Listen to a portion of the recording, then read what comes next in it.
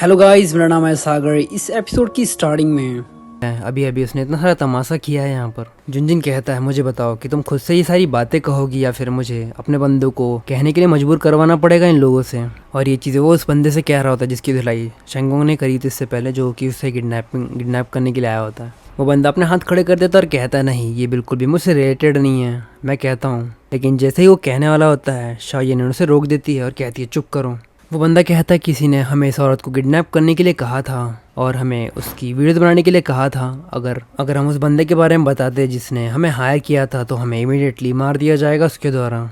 जाओ ये कहता है, आखिर तुम किस वीडियो की बात कर रहे हो, आखिर तुम्हें किसने हायर किया था और तुम इन सारी चीज़ों को लेकर मेरे घर में क्यों आ गए। जैसे ही वो ये बातें कहता है उसके डैड बीच में आते और कहते हैं, बकवास करना बंद करो, तुम बिल्कुल भी उसकी बकवास मत सुनो। शायनिम भी वहाँ पर आ जाती और कहती है, ब्रदर वो मुझसे बहुत ही ज़्यादा जेलस थी, इसीलिए वो सारी चीज़ें यहाँ पर कर रही है और कुछ नहीं। जुनजिन कहता है, ठीक है, अगर तुम्हारी फैमिली में से कोई भी इस बारे में बात नहीं करना चाहता तो मुझे लगता है मुझे इन सारी चीज़ों के बारे में बात करना पड़ेगा। ये वही लड़की है जिसने 16 साल पहले तुम्हारी बेटी को जब तुमने पानी में फेंका था तब इसने ही वो सारी चीज़ों को रिकॉर्ड कर लिया था।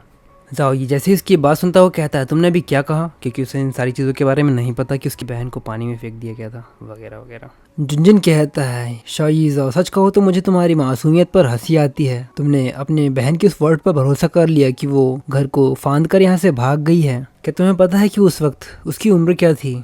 मैंने तो यहाँ तक कि सुना था कि वो बहुत ज़्यादा बीमार थी। तो मुझे बताओ, आखिर ऐसा कौन सा ही बच्चा होगा जो बीमार होगा और वो घर से भाग जाए? जाओ कहता, नहीं ये नामुमकिन है। इसके बाद वो अपने माँ बाप की तरफ देखता है और गुस्से में कहता है, क्या वो सच कह रहा है?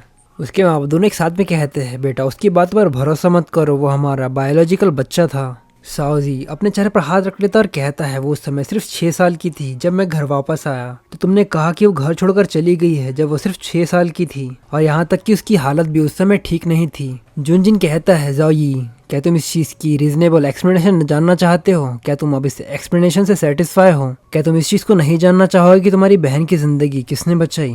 जाओ ये कहता है, तुमने कहा कि उसकी किसी ने जान बचाई, मुझे बताओ कि वो कौन है और आखिर मेरी बहन इस वक्त कहाँ पर है?